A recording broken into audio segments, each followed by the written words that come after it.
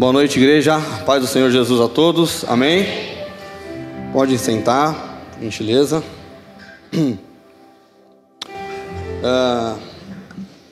Queria fazer mais uma oração. Podem permanecer sentados mesmo, amém?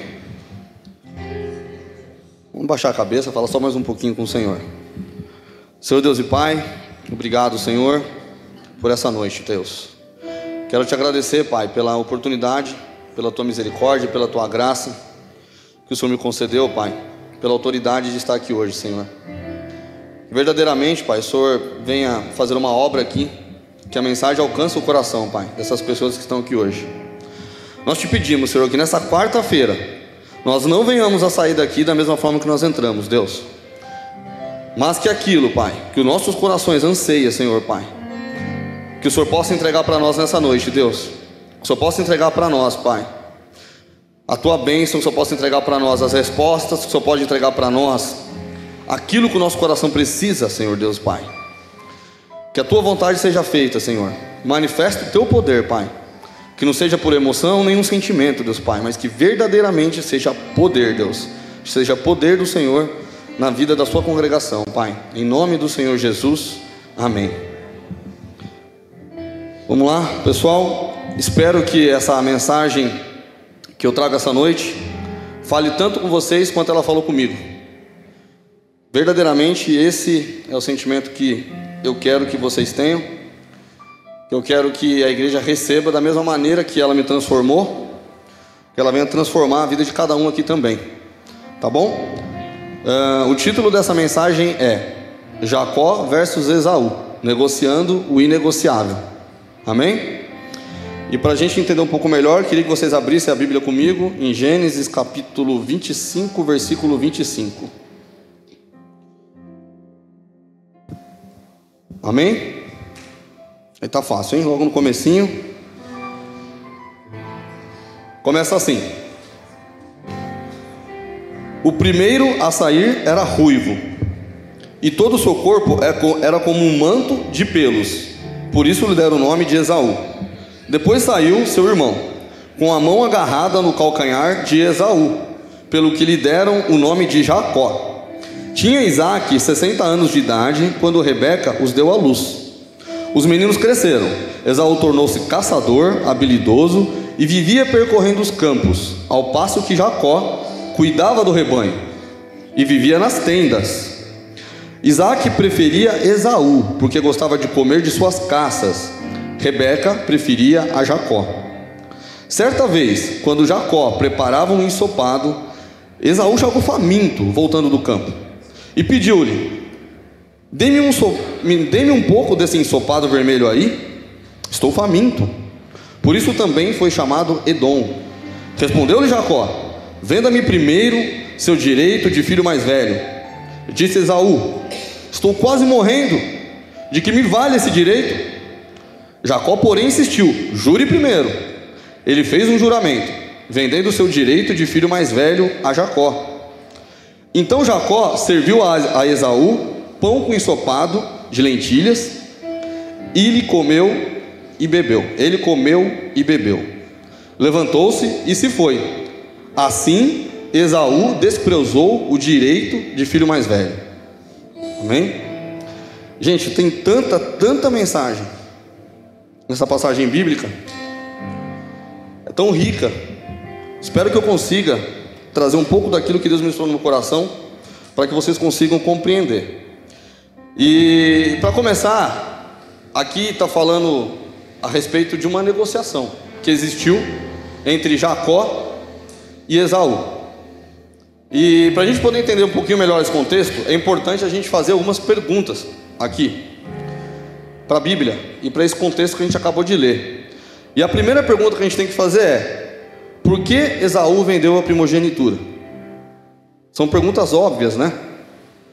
Mas que às vezes nós temos que fazer. E a outra pergunta óbvia também é: e por que Jacó queria a primogenitura?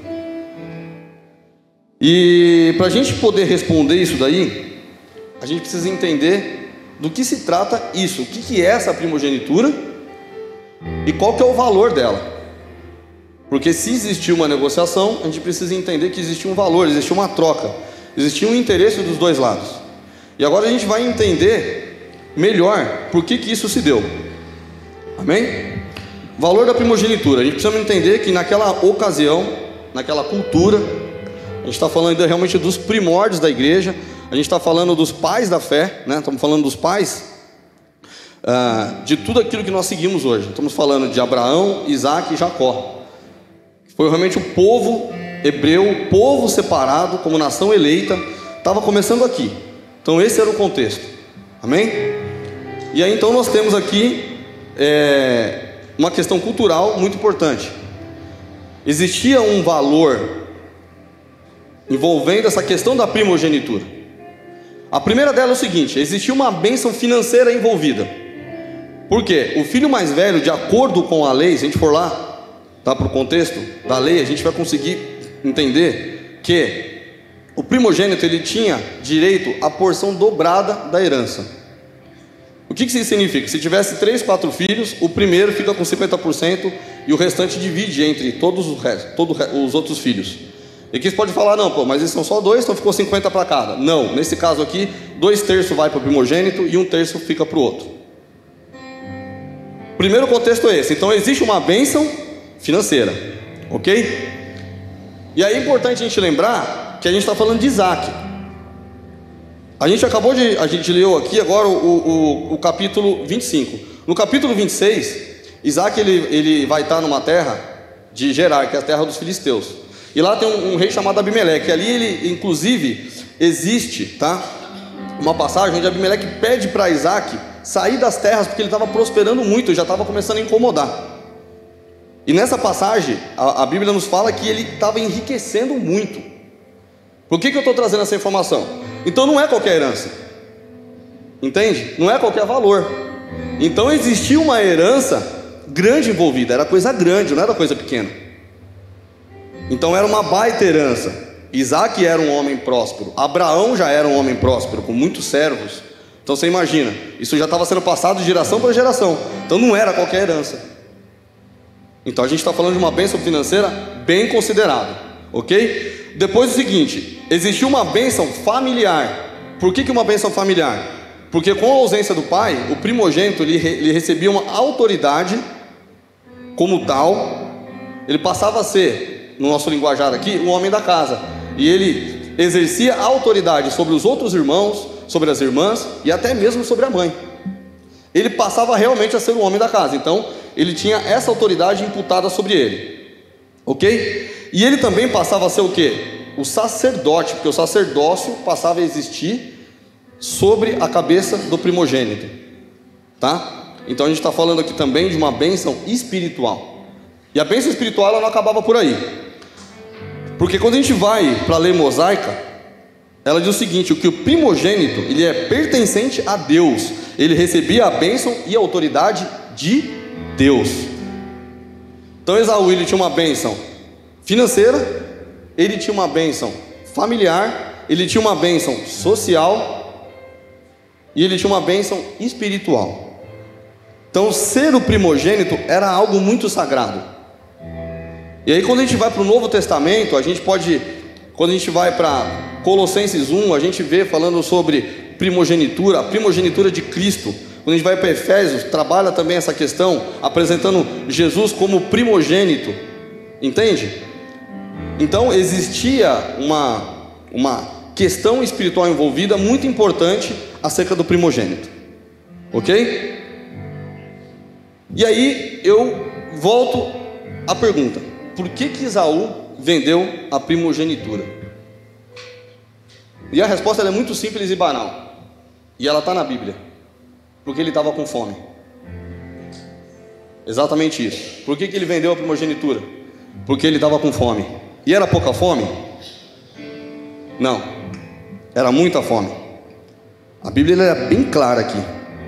Aqui na NVI está dizendo que ele estava prestes a morrer, estava morrendo de fome. Em outras versões fala que ele estava desfalecendo, estava exaurido. Então assim, ele chegou realmente num estado bem complicado ali.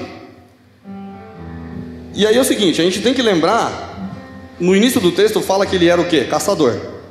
E que ele estava voltando do campo. E é aquilo que a gente sempre fala, gente. A Bíblia, ela nos traz porções, mas ela também nos dá o direito de fazer uma livre interpretação. E a gente busca essa inspiração em Deus para tentar contextualizar a situação aqui. Então você imagina o seguinte: ele está no campo, tentou caçar o dia todo, não conseguiu nada. Não conseguiu nada que ele pudesse improvisar ali. E aí ele volta já bravo, final do dia, morrendo de fome. E o que a Bíblia fala também? Que Jacó habitava no meio das tendas.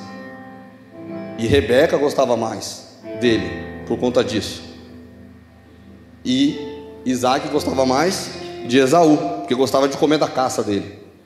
Então, se a gente parar para pensar, essa proximidade de Jacó com Rebeca era bem interessante. E a palavra diz que ele vivia no meio da tenda.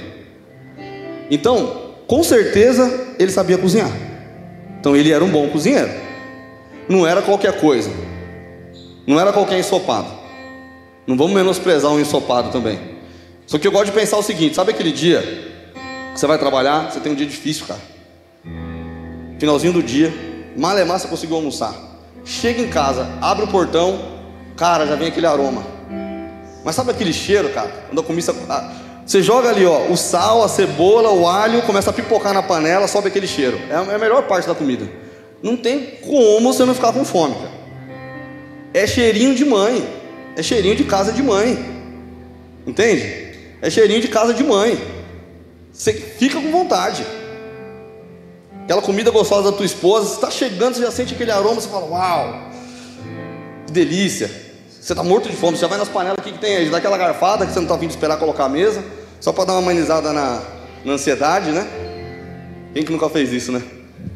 Gente, era esse contexto. Então Jacó, ele chega num estado que ele já está vindo cansado, ele sente aquele cheiro na tenda e ele já vai procurando. Que tenda? De onde que está vindo essa tenda? É da tenda de Jacó. E ele vai para lá.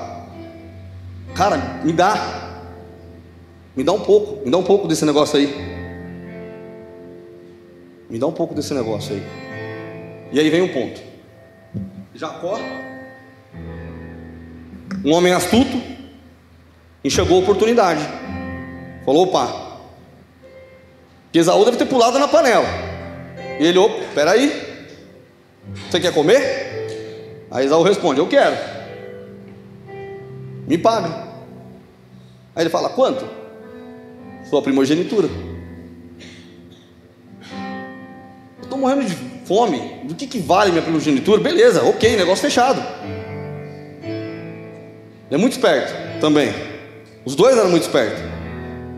Só que aí Jacó, opa, peraí, jure primeiro.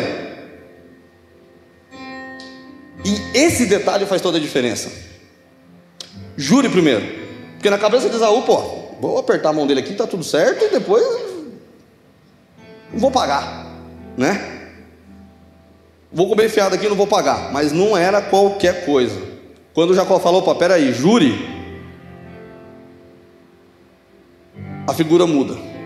Porque daí a gente precisa entender qual que era o valor do juramento nesse contexto aqui, tá? A gente precisa entender que nesse contexto a palavra, o juramento era algo sagrado. Era algo sagrado. Nós temos que lembrar que nesse contexto aqui também a mensagem, a Bíblia aqui não tinha sido escrita ainda. Ela era passada de geração em geração pela tradição oral. Então você imagina a responsabilidade da palavra, entende? Imagina a responsabilidade da palavra.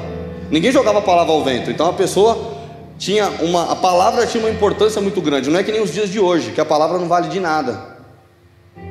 Essa que é a verdade. Se não tiver no contrato, se não tiver assinado com cláusulas bem bonitinho, entendeu? Primeira dor de barriga, primeiro probleminha que tem, o cara vai lá para o contrato.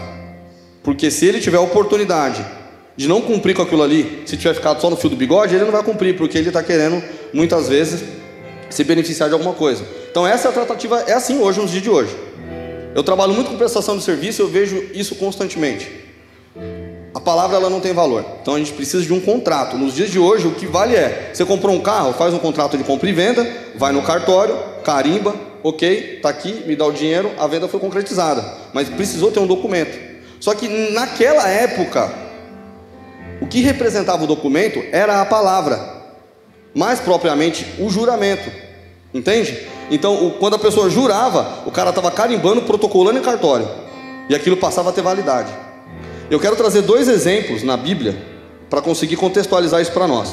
O primeiro deles é o seguinte: Abraão, ele fica preocupado com o casamento de Isaac. E aí ele escolhe um dos servos mais fiéis que ele tem para poder passar uma missão muito importante. Era a missão de ir até a terra de origem de Abraão para poder buscar uma esposa para ele. E ele queria que aquilo acontecesse exatamente do jeito que tinha que ser. E aí ele chama seu servo Eliezer. Ele fala: Eliezer, eu tenho uma missão para você. Eu preciso que você vá até minha parentela e traga uma esposa de lá para que Isaac possa se casar. Mas vai ter que ser assim e assado. E Eliezer falou: ok. Peraí, Eliezer, antes coloca a mão sobre a minha coxa e jure que você vai fazer isso. Então ele jura. Outro juramento incrível e muito lindo que acontece é entre Davi e Jonathan. Quando Davi jura proteger e cuidar da família de Jonatas. Esse contexto é muito legal porque passa-se muito tempo. Davi ele já está sobre o trono, reinando, e Deus incomoda Davi para poder cumprir essa promessa. E ele vai atrás procurar saber se existe alguém da família de Jonatas para que ele possa cumprir a promessa dele, para que ele pudesse cumprir aquilo que ele jurou para o amigo dele. Entende? Então vocês estão conseguindo entender o peso do juramento? Então não é qualquer coisa. Então Jacó ele foi muito astuto. Ele deve ter empurrado o prato. Tó. Na hora que Esaú foi pegar, ele puxou. Opa, jura primeiro. Entende? Então ele trabalhou muito bem ali a oportunidade. E o desfecho aconteceu dessa forma. E aí a gente tem então Esaú abrindo mão e jurando e abrindo mão da sua primogenitura. E aí muitas vezes a gente pode pensar: pô, mas como isso, né? Só que se eu disser para vocês, a minha pergunta é o seguinte: nós também somos seduzidos pelo aroma do pecado? O que vocês acham? E a resposta é sim. Sabe como que isso acontece? Quando nós estamos fracos espiritualmente. Quando nós estamos fracos espiritualmente, fica muito mais fácil da gente cair. Esaú estava com fome e vazio de Deus. E a analogia que eu quero trazer aqui é justamente a questão do estado que ele estava: carnal, com fome, totalmente instintivo, entendeu? Sem nenhum domínio próprio. E a gente tem que trazer esse contexto para o mundo espiritual, porque muitas vezes nós também estamos vulneráveis, porque a gente está sem a direção de Deus, porque a gente não está no centro da vontade de Deus, a gente não está se relacionando com Deus, e aí qualquer proposta mesquinha e barata, por menor que seja, a gente cai, porque a gente não está firme no relacionamento com Deus.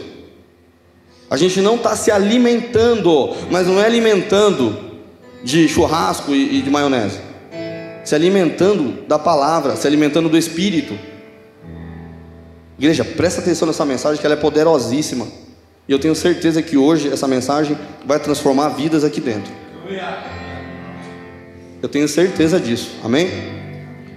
Então vamos prestar atenção. Então muitas vezes nós estamos nesse mesmo estado que Esaú, e a gente acaba não tendo domínio próprio, não conseguindo permanecer firme, porque a nossa espírito está fraco. E muitas vezes a gente chega morrendo de fome, e a gente está vazio, e a gente não tem nada. E o inimigo não precisa pôr quase nada de oferta. E muitas vezes a gente está também cedendo ao aroma do pecado. O pecado está cheirando muito para a gente. Sabe aquele desenho que nem tinha do pica-pau? Que vinha aquele negocinho verde assim, o pica-pau saía flutuando assim, ó, atrás? Às vezes a gente está daquele jeito, totalmente entregue ao pecado. E às vezes a gente não consegue entender, porque está faltando isso. A gente está deixando de ter a visão espiritual. Amém, igreja? E a consumação dos fatos, olha que interessante isso. Passaram-se 30 anos. Porque a gente tem que prestar atenção nisso, tá? Eu tenho uma Bíblia cronológica em casa, eu recomendo todos a terem pelo menos uma, a título de estudo. Porque a cada transição, ele mostra o tempo.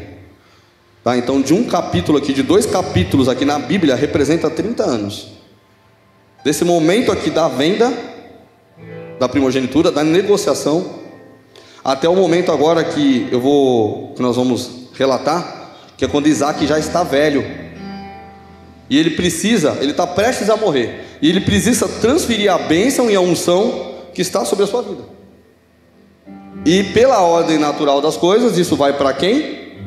Para o primogênito. Essa é a ordem natural. E aí eu queria ler, tá? Eu queria que a gente lesse também aqui. Está um pouquinho mais para frente. Está em Gênesis 27.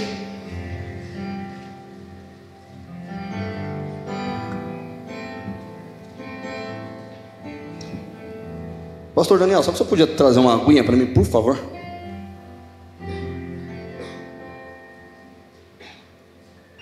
Gênesis 27. Tendo Isaac envelhecido, seus olhos ficaram tão fracos que ele já não podia enxergar. Certo dia chamou Esaú, o filho mais velho. Presta atenção nisso. O filho mais velho e disse: meu filho. Ele respondeu: estou aqui. Disse-lhe Isaac: já estou velho e não sei o dia da minha morte. Pegue agora as suas armas e o arco e a aljava e vá ao campo caçar alguma coisa para mim. Prepare-me aquela comida saborosa que tanto aprecio e traga-me para que eu coma e abençoe antes de morrer. Ora, Rebeca estava ouvindo o que Isaac dizia seu filho Esaú. Quando Esaú saiu ao campo para caçar, Rebeca disse ao seu filho Jacó: ouvi seu pai dizer a seu irmão Esaú: traga-me alguma caça e prepara-me para que ele coma essa caça saborosa, para que eu coma e o abençoe na presença do Senhor antes de morrer. Agora, meu filho, ouça bem e faça o que eu lhe ordeno. Vá ao rebanho, traga-me 2 cabritos escolhidos, para que eu prepare uma comida saborosa para o seu pai, como ele aprecia. Leve-me então ao seu pai, para que ele coma e abençoe antes de morrer. Disse Jacó a Rebeca, sua mãe: mas o meu irmão Esaú é homem peludo e eu tenho pele lisa. E se meu pai me apalpar, vai aparecer que estou tentando enganá-lo, fazendo de tolo. E em vez de bênção, trarei sobre mim maldição. Disse-lhe sua mãe: caia sobre mim a maldição, meu filho.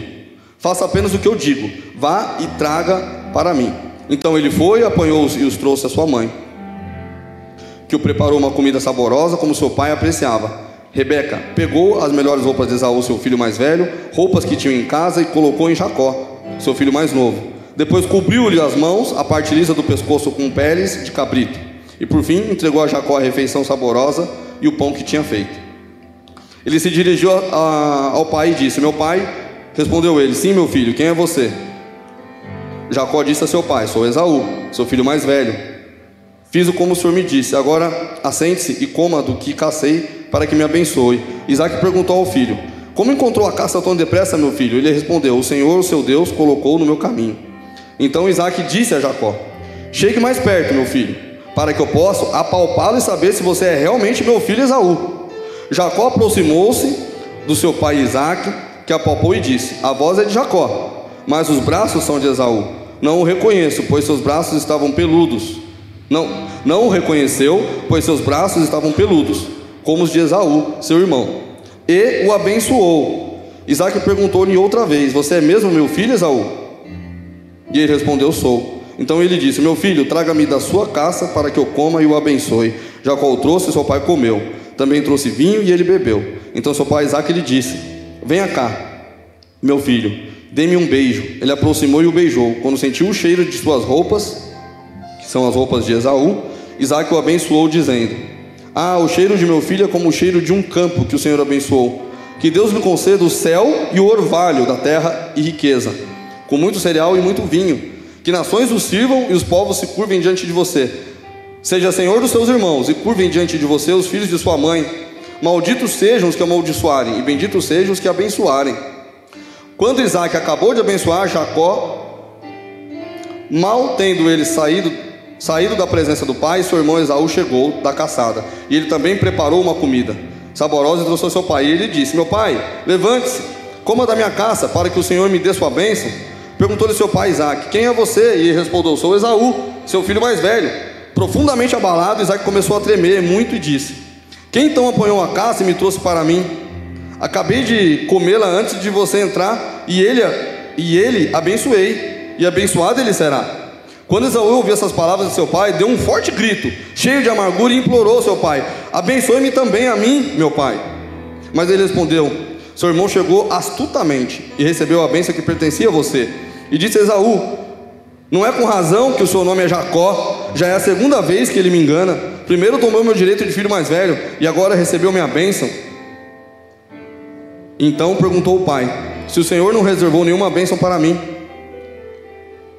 Perguntou ao pai: o Senhor não reservou nenhuma bênção para mim? Isaac respondeu a Esaú: eu constituí Senhor sobre você, e todos os seus parentes tornei servos dele, e a ele supri de cereal e de vinho. Que é que eu poderia fazer por você, meu filho?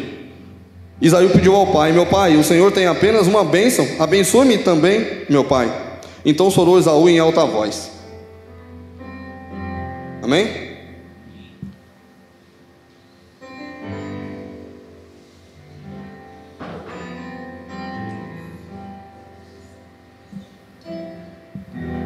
Tem algumas chaves aqui, nesse contexto, que é importante a gente destacar. A gente reforçou aqui a importância do juramento. E tinha existido um juramento há 30 anos atrás.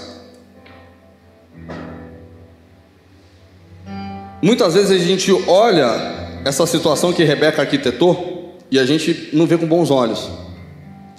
Mas será que não havia testemunha naquele momento? Porque nós temos que lembrar que isso aqui é passado de tradição oral. Se chegou até nós porque alguém contou essa história.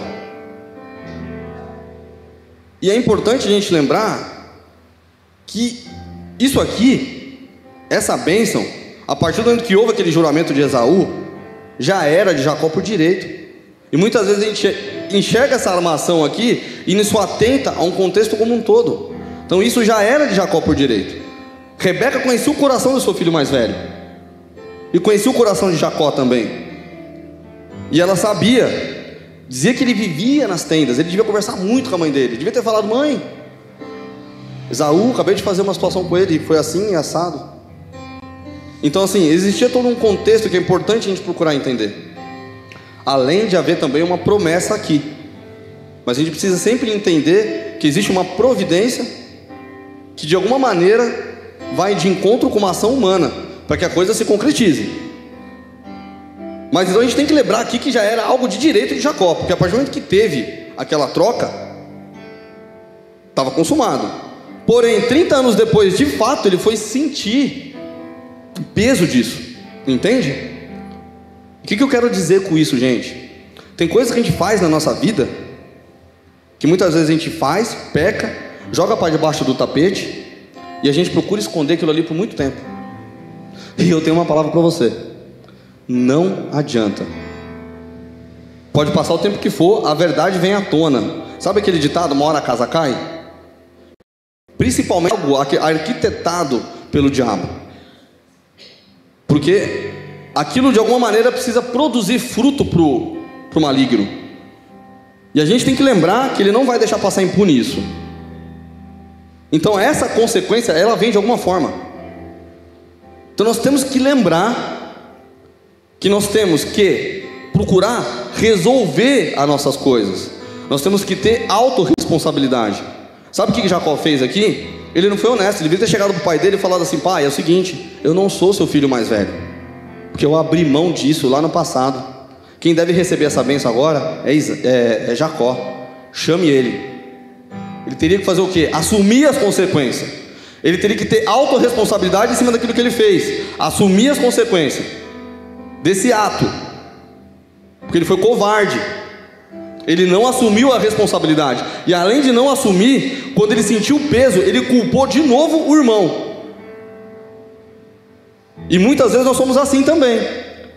A gente peca, a gente falha, nós erramos e as coisas não dão certo na nossa vida, a gente tem problema e a gente culpa o outro pelo erro que foi nosso. A gente sempre está procurando arrumar culpado para alguma coisa. E a gente não procura assumir responsabilidade, porque assumir responsabilidades é assumir consequências.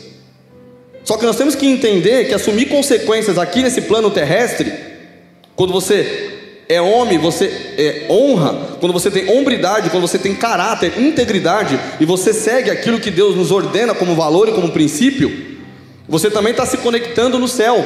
Por mais que você vai ter consequências aqui, mas aquilo que é sagrado, que é eterno, ainda está guardado. Entende? Está conseguindo entender? Então, por mais que pareça que o caminho da fuga e do esconderijo seja melhor, ele vai permanecer assim por pouco tempo. E a gente é inocente de achar que uma hora a casa não vai cair. E a gente vai trabalhando com isso, vai trabalhando com aquela situação embaixo do tapete, e as bênçãos continuam travadas na sua vida, você não destrava, e aí você não consegue entender por que isso acontece. Porque a gente está com coisas ocultas, entende? A gente não coloca na luz. Porque quando a gente faz isso, a gente tira as armas do inimigo, ele perde as cartas. Ele gosta de trabalhar no oculto. Entende? Então uma hora a conta chega. Não adianta a gente querer protelar, não adianta a gente querer fugir da responsabilidade, por mais difícil que seja essa responsabilidade. Nós temos que assumir as consequências, seja elas qual for. Porque é muito mais difícil, muito mais dolorido esse caminho de assumir responsabilidade. Entende? Então, existe uma consequência de tudo isso daí. E Esaú agora, ele sentiu o peso daquilo que ele fez há tanto tempo. Momento extremamente impulsivo, instintivo, e que custou muito caro para ele. Vamos só ver o que ele perdeu. Ele perdeu a herança, as terras de seu pai. E é importante aqui, vale lembrar o seguinte: quando a gente fala de terra, para esse contexto, lembra que parte da bênção aqui ele fala, você vai experimentar do orvalho das terras de Canaã. E o que é o orvalho? É aquilo que muitas vezes brota, pela questão geográfica ali de Canaã, a gente tem uma brisa que vem do Mediterrâneo, a gente tem a umidade que vem do Jordão, então você tem o orvalho, entende? E isso é maravilhoso, porque isso frutifica. E a gente lembrar que uma cultura que vive da agricultura, o lugar onde você vai habitar é muito importante. E o que sobra para Esaú? As montanhas. Sobra só as montanhas. É o que sobrou para ele. Então ele perdeu terra. Ele perdeu o que a gente chama de... Ele passou a ser indigno. Entende? Ele teve toda uma geração que foi amaldiçoada. Não sobrou quase nada para ele. Então o seu pai fala, Isaac fala, mas não tenho nada para te dar. Entende? Então, toda uma geração, a partir de Esaú, olha as consequências disso, toda uma geração perdida, toda uma geração, seus filhos e os filhos dos filhos, toda uma geração perdida, e inclusive por conta do orgulho, do remorso e de todo esse contexto, passa a se ter uma nação chamada Edomitas, que passa a ser um povo inimigo do povo hebreu, do povo que for o povo escolhido de Deus. Então passa a ser uma terra inimiga. Lá em Êxodo, quando acontece a saída do Egito para a terra prometida em Canaã, chega um momento que Moisés tenta cortar caminho, e ele vai pedir ajuda para poder cortar caminho pelas montanhas, pelos povos edomitas, e eles negam essa ajuda. Isso traz consequências seríssimas ali também para aquele contexto. Então você percebe que assim, virou completamente. Então ele perdeu, tá? Até hoje, na atualidade, a palavra edomita ela é atribuída a pessoas individualistas, egoístas, pirracentas e que desprezam a palavra de Deus. Resumindo, ele não deixou nenhum legado. O nome dele foi negativado eternamente. Imagina um SPC eterno. Não tem esse negócio de depois de 5 anos limpa não. Tá? É SPC eterno aqui. Foi por uma geração inteira. E aí a pergunta que com certeza a gente está pensando agora: como Esaú pode ter sido tão tolo? Olha tudo o que ele perdeu. E eu quero que a gente preste atenção, porque eu fiz questão de reforçar quão valioso era tudo que ele colocou em jogo, tudo que ele perdeu, as consequências disso. Porque hoje a gente já tem a história contada, né? E a Bíblia, ela é impressionante, porque é a possibilidade de a gente aprender com o erro do outro, porque aqui a gente já está vendo o contexto todo. Então a Bíblia nos dá essa oportunidade de a gente ser sábio. Porém, eu tenho para dizer uma coisa: nós também estamos tendo essa atitude como Esaú todos os dias. Nós temos escolhido o pecado ao invés da santidade. Nós temos entregado tudo isso por só isso. Nós temos feito isso todos os dias. Então essa pergunta, como Esaú pode ter sido tolo? Nós somos tolos, nós estamos sendo tolos todos os dias. Trocamos coisas preciosas da nossa vida, coisas sagradas, eternas, tesouro, por prazeres momentâneos. E quando eu falo que essa palavra ela passa por aqui, porque eu preciso dar um breve testemunho, muito rápido, porque eu experimentei disso. Eu tive situações na minha vida que eu poderia ter perdido as maiores riquezas, os maiores valores, as bênçãos eternas, as heranças de Deus para a minha vida, e pela misericórdia e pela graça de Deus, eu tive a oportunidade de recuperar e poder ter de novo tudo aquilo que é sagrado. Sabe aquela coisa, igual aquela música, fui lá no terreno do inimigo e tomei o que era meu? Foi bem isso, eu fui lá no terreno do inimigo e, opa, isso aqui me pertence. Peguei aquilo que era meu, a minha unção, meu relacionamento com Deus, restauração de casamento, restauração da família. Eu tive essa oportunidade, e eu quase perdi por me comportar exatamente como Esaú se comportou, por coisas pequenas, porque eu estava com fome, porque eu estava faminto, e por estar com fome e faminto espiritualmente, qualquer coisa que vem a gente aceita. E por muito pouco eu não pedi bênçãos eternas da minha vida. E sabe o que é triste? Que eu conheço pessoas muito próximas de mim que não tiveram essa oportunidade de ter uma segunda chance, como eu tive. Tiveram pessoas que não conseguiram, e não conseguiram novamente recuperar. E aí passa uma vida tentando achar essas riquezas em outros lugares que nunca vai ser encontrado, porque existia um plano de Deus, existiam coisas que eram sagradas e que essa pessoa abriu mão. E aí passa uma vida infeliz tentando, porque não quis assumir consequências, não quis assumir responsabilidade. Porque jeito há, só que às vezes a pessoa não quer assumir responsabilidades, não quer assumir consequências para poder restaurar, para poder mudar tudo de novo. E aí às vezes a pessoa não percebe.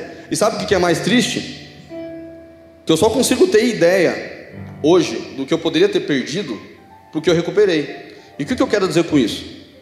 Que cada momento único, cada momento singular, cada momento mágico, cada momento importante, cada momento lindo que eu passo ao lado da minha família, dos meus filhos, da minha esposa, eu só sei que eles foram lindos, que eles foram inéditos, que eles foram únicos, porque eu vivi. Entende o que eu quero dizer? Se eu não tivesse vivido isso, talvez eu não conseguiria nem saber o preço disso, porque eu não teria experimentado dessa sensação, eu não teria experimentado desse fruto na minha vida. Então talvez eu não teria percebido, seria uma leve impressão, mas saber de fato mesmo, cara, viver, a gente só vive quando está ali junto, entende? Então eu só tenho condições de enxergar isso porque Deus me deu uma segunda chance e Ele me deu uma oportunidade. E aí eu olho e eu consigo ver o quanto é valoroso isso, essas coisas, entende? E às vezes a gente está tendo a mesma atitude do que Jacó todos os dias, e a gente não tem prestado atenção naquilo que é sagrado, naquilo que é eterno, naquilo que é precioso para nós, e a gente tem deixado escapar por entre as mãos. E a pergunta que eu faço é: o que você tem entregado de bandeja? Essa é a reflexão que eu quero que a igreja faça, porque nós temos que refletir sobre isso. Quais são as áreas da vida que precisa ser trabalhada? Sonhos, metas, objetivos. O que tem deixado de lado? O que você tem entregado de bandeja? Parafraseando aqui o prato de lentilha, o que você tem entregado? Entende? Como Esaú entregou. O que é sagrado para você, que você tem entregado? Seu dom espiritual? Relacionamento com Deus?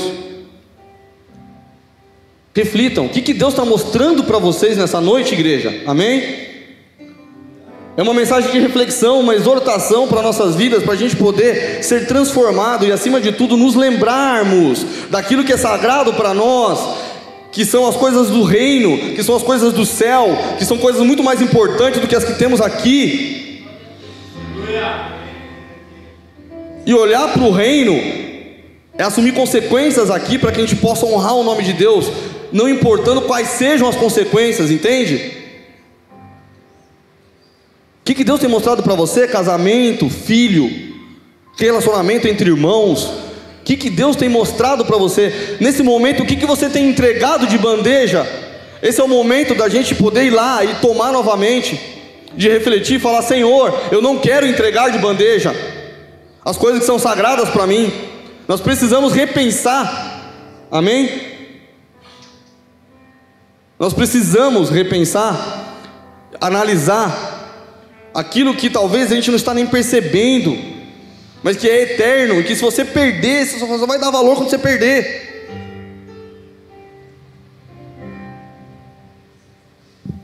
Qual que é o valor do prato de lentilha? O que representa o prato de lentilha para você hoje? Para pensar. Qual é o valor de uma família? Qual é o valor de uma família? Uma garrafa de cachaça pode custar uma família. Eu conheço muita família que está destruída por conta disso. Quanto custa o casamento? Quanto custa o casamento? Pode custar o valor de uma prostituta. Sua santidade. Quanto está custando sua santidade? 1 hora de pornografia. Quanto custa o seu relacionamento com Deus? Pode estar custando o valor de uma preguiça. Quanto custa uma vida? Sabe quanto custa uma vida? O preço de uma cerveja antes de pegar no volante. Quanto custa o relacionamento com os filhos? O preço do orgulho. Quanto custa o seu caráter? O preço da mentira. Então são essas coisas que nós precisamos refletir e perguntar para nós mesmos: o que tem representado o prato de lentilha na minha vida? Amém? Só que Deus é maravilhoso, e eu tenho uma palavra, igreja: existe esperança, porque Deus, Ele exorta, Deus, Ele nos mostra, porque Ele quer nos transformar, porque Ele quer nos moldar. Amém? E a gente tem um outro caso na Bíblia, só que ele teve uma atitude completamente diferente de Esaú. E esse personagem, ele foi incrível, e eu vou ter que ler também. E está em 1 Reis 21:1. E diz o seguinte: algum tempo depois, houve um incidente envolvendo uma vinha que pertencia a Nabote. A vinha ficava em Jerel, ao lado do palácio de Acabe, rei de Samaria. Acabe tinha dito a Nabote: dê-me a sua vinha para eu usar como horta, já que fica ao lado do meu palácio. Em troca eu lhe darei uma vinha ainda melhor, ou se preferir, eu lhe pagarei, seja qual for o valor. Nabote, contudo, responde: o Senhor me livre de dar a ti a herança que é dos meus pais. Gente, a princípio parece ser um bom negócio aqui. A princípio parece ser um negócio melhor do que o que o Jacó ia fazer, porque o cara está querendo dar uma vinha melhor ou pagar o valor que seja. Imagina, você tem uma terra, vale 100, você fala: mas eu quero 1 milhão, eu pago. Essas foram as palavras do rei. fale o teu preço e eu vou comprar. Nabote bate no peito e fala: não vou vender aquilo que é herança da minha família, aquilo que é sagrado. Um pouco mais para frente diz o seguinte: Jezabel, ela acaba tramando aqui uma situação. Eles decretem em um dia de jejum e ponham Nabote sentado num lugar de destaque entre o povo, e mandem dois homens vadios sentar-se em frente dele, e façam com que testemunhe que ele amaldiçoou tanto a Deus quanto ao rei. Levem-no para fora e apedrejem-no até a morte. E assim foi. O que eu quero destacar aqui? Ao ponto que nós temos um cidadão chamado Esaú, que ele vende aquilo que é sagrado, aquilo que é eterno, aquilo que é precioso, por um prato de lentilha. Nós temos um outro personagem que entrega a própria vida, que morre para poder proteger aquilo que é sagrado e aquilo que é eterno. Para proteger aquilo que é eterno, ele morre, ele dá a própria vida. Então Deus nos mostra que é possível, entende? A Bíblia é maravilhosa. A gente tem um outro caso de um jovem de 20 e poucos anos, chamado José, no auge da juventude. Ele é assediado pela esposa do capitão da guarda do Egito. Provavelmente não deveria ser uma mulher feia. E ele foi abordado. E é interessante porque provavelmente aqui a situação não foi uma situação qualquer. Ela devia estar seminua e se jogou nos braços desse jovem, porque a palavra diz que ele corre e na mão dele vai junto a roupa. Então você imagina, cá entre nós homens, quem hoje seria capaz, quem teria essa determinação? E sabe qual é a frase de Jacó? Deus me livre de me deitar com você e pecar contra o meu Deus. Interessante isso, né? O posicionamento de Nabote e de José são exatamente igual. Aí nós temos um que poderia ter trocado por um preço muito maior, ele não quis. E aqui a gente tem uma pessoa em estado instintivo, que foi o caso de José, tão instintivo quanto estava Esaú, só que ele estava forte espiritualmente e teve domínio próprio. Entende como isso é possível?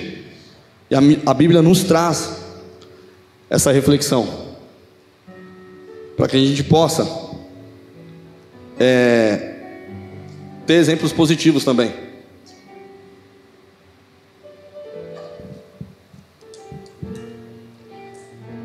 Para finalizar, já estamos chegando no final. Então, como que deve ser a nossa resposta ao pecado? Como que deve ser a nossa resposta ao pecado? Deus me livre de perder meu relacionamento com Deus pela pornografia. Deus me livre de perder minha santidade em troca da fornicação. Deus me livre de perder meu caráter pela corrupção. Deus me livre de perder o amor de meus filhos por conta do orgulho. Deus me livre de perder a minha experiência com Cristo por conta da preguiça. Amém? Gente, e eu tenho uma palavra para a igreja. Jesus, ele diz o seguinte em João: eu sou o pão da vida. Quem comer desse pão jamais terá fome. E qual era a fome que ele estava dizendo que nós seríamos saciados? É a fome espiritual. Nós seríamos completamente, a plenitude do Senhor está nisso, de se alimentar da palavra, de se alimentar em Cristo, e ter a resposta que nós precisamos em Cristo, de ter a força que nós precisamos em Cristo, porque Ele fala que Ele é o pão da vida. E se nós estamos alimentados desse pão, a gente não está suscetível ao pecado, amém? Igreja, em nome do Senhor Jesus, vamos prestar atenção nessa mensagem, porque é algo muito sério para nossas vidas, porque Deus está nos alertando, está alertando essa congregação, a igreja, para que a gente pense naquilo que é sagrado, para que nós tenhamos autorresponsabilidade na nossa vida, para que nós buscamos preservar nossa família, nossos tesouros, nossos dons, nosso chamado, a nossa vocação, aquilo que Deus quer para nossas vidas, porque a gente fazendo isso, em tudo seremos abençoados, e assim seremos completos em Cristo, porque Ele é o alimento, Ele é o pão da vida, amém? Em nome do Senhor Jesus, é o que eu peço, para que nós venhamos nos lembrar amanhã dessa mensagem, para que a gente não vá para casa hoje e a gente não pense nas consequências das nossas ações, para que nós venhamos entender que nós precisamos estar fortalecidos em Cristo, que não há outro caminho, porque senão nós vamos cair, assim como Esaú caiu. Amém? Vamos nos colocar de pé para a gente fazer uma oração?